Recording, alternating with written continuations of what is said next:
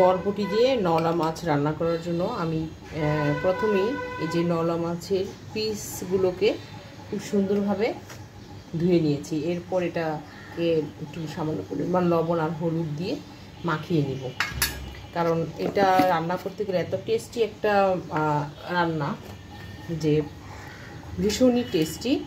কারণ মাছটাকে যদি একটু হালকা ভেজে নিই তাহলে বরবটি দিয়ে রান্না করলে মানে খুব ভালো লাগে। তো মাছগুলোকে একটু মিক্স করে নিচ্ছি।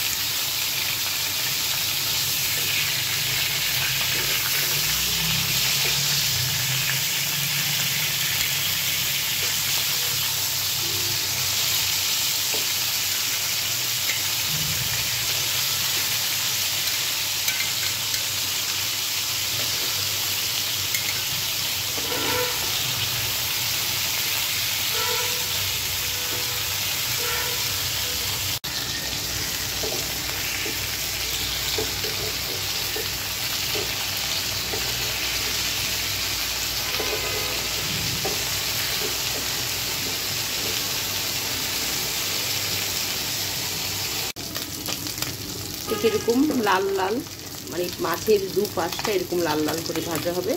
এরকম লাল লাল ভাজা হয়ে যাওয়ার পর এটাকে চুলো থেকে নামিয়ে নেব, কারণ ভাজা করা আবার শেষ। মাছগুলো ভাজা হয়ে গিয়েছে, এখন আমি একেবারে মূল রান্নায় চলে যাব। কিভাবে বরবটি দিয়ে এই নওলা মাছটা আমি রান্না করব সেটি দেখিয়ে দিচ্ছি। আর হ্যাঁ, ওই যে মাছগুলো যে ভাজলাম, মাছগুলো কিন্তু ঠিক এরকম করেই এই পরিমাণই ভাজতে হবে, এর চেয়ে বেশি একদম মচমচা করে না। অর্থাৎ মাছের যে দুপাশ একটু সুন্দর করে হালকা লাল লাল করে ভেজে দিতে হবে। তরকারির পরিমাণ অনুযায়ী এখানে আমি 1.5 টেবিল চামচ পেঁয়াজ বাটা আর 1 টেবিল চামচ রসুন বাটা দিয়ে দিচ্ছি।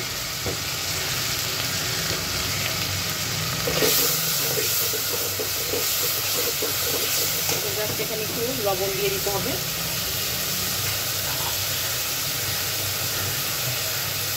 স্বাদ মতো লবণ।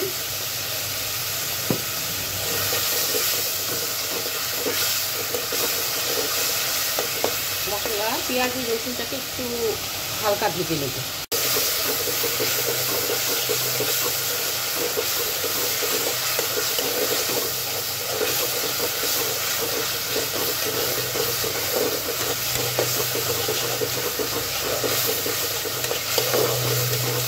সামান্য পরিমাণ পানি দিয়ে দিচ্ছি।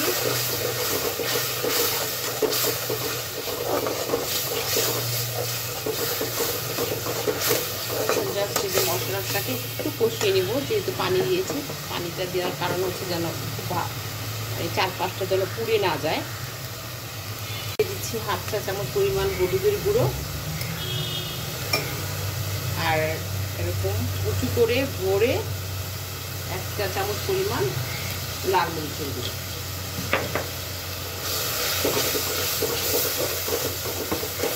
আর একটু পানি দিয়ে দিচ্ছি। এখন একটু সামান্য পরিমাণ ধনিয়া আর জিরার গুঁড়ো দিব এখানে।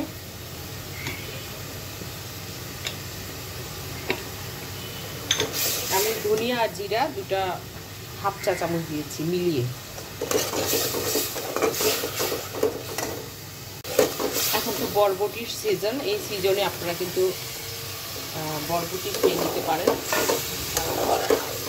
বরবটি দিয়ে রুই মাছ, শিং মাছ, নওলা মাছ খেতে খুব টেস্টি লাগে। এখন আমি এই যে বরবটিগুলো এর মধ্যে একসাথে কষিয়ে নিচ্ছি মশলার সাথে। চুলোর আগুনটাকে একটু কমিয়ে দিচ্ছি আর ঢাকনা দিয়ে ঢেকে দিব কষানোর জন্য।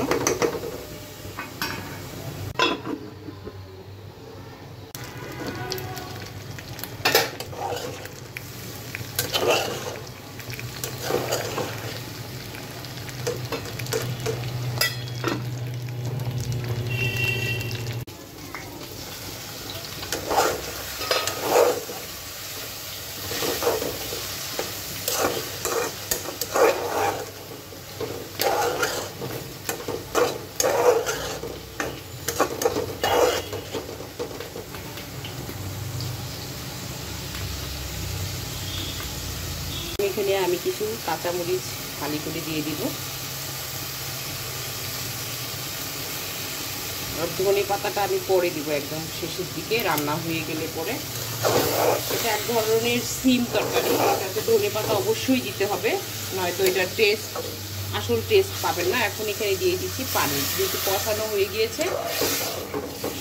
বরবটিটা খুব সফট হয়ে সেদ্ধ হওয়ার জন্য আমি পানি দিয়ে দিলাম, এরকম 1 মগের 1 পানি।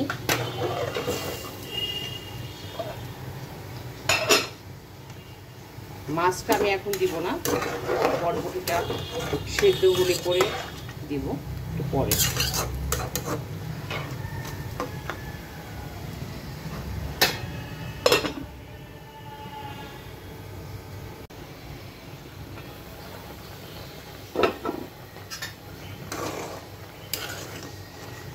এভাবে একটু ধরে দেখবেন যে কতটুকু সেদ্ধ হয়েছে। 80% মতো সেদ্ধ হয়ে গিয়েছে। এখন আমি এর মধ্যে যে ভাজা মাছগুলো আছে হালকা লাল লাল করে ভেজানো, এটা দিয়ে দিচ্ছি পুরোটাই।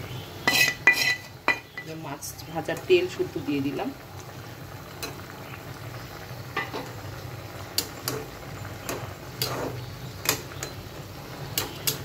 মাছগুলো সাথে বরবটিগুলো আরও সেদ্ধ হবে, মাছগুলো সফট হবে, খেতেও ভালো লাগবে। আবারও ঢাকনা দিয়ে ঢেকে দিচ্ছি আর চুলোর আগুনটাকে কমিয়ে দিচ্ছি। অল্প আছে, এটা আস্তে আস্তে রান্না হয়ে যাবে। এখন এই পর্যায়ে আমি ধনে পাতা কুচি দিয়ে দিলাম ফ্লেভারের জন্য, আবারও ঢাকনা দিয়ে ঢেকে দিলাম।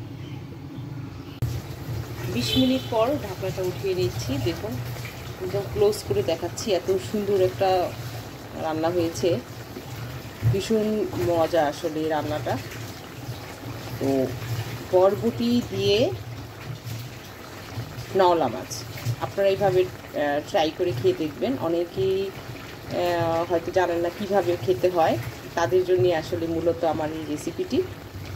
তো আপনাদের কাছে কেমন লাগলো সেটি জানিয়ে অবশ্যই আমাকে কমেন্টস করে জানিয়ে দিবেন, আর অন্যদের সঙ্গে বেশি বেশি করে শেয়ার করবেন। সবাই ভালো থাকবেন, সুস্থ থাকবেন, সুন্দর থাকবেন। আল্লাহ হাফিজ।